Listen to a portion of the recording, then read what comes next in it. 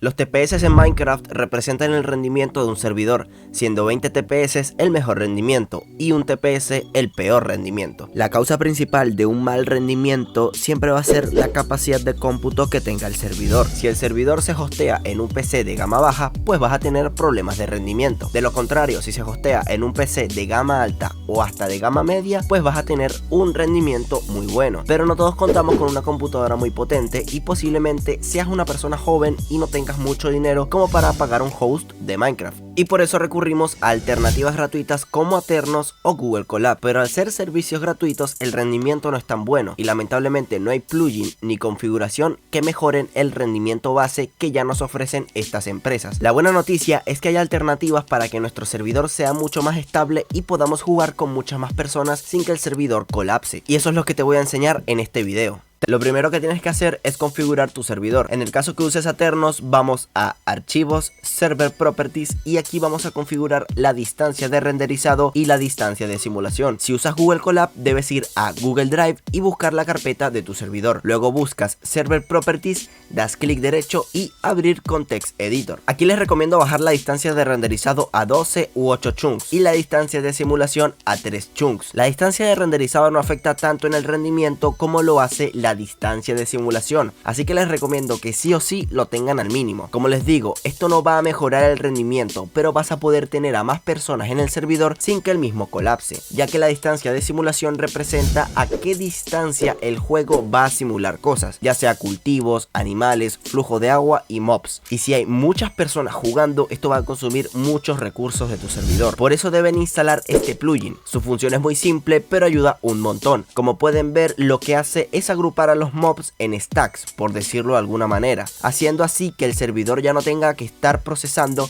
a 20 ovejas por separado, sino que ahora está procesando a una sola oveja con un valor de 20. Esto créeme que ayuda un montón con el rendimiento del servidor, ya que hay muchas personas con granjas y a veces acumulan muchos animales y genera algo de lag. Solamente con este plugin tu servidor va a poder soportar a más personas jugando de manera simultánea sin que el mismo colapse. El plugin que te voy a mostrar a continuación no ayuda tanto con el rendimiento, pero hace que tu servidor sea mucho mejor, porque a mucha gente le ha pasado que mueren, van a buscar sus cosas y están justo enfrente y desaparecen los ítems. Ah, sí, acá morí, acá. ¡Acá!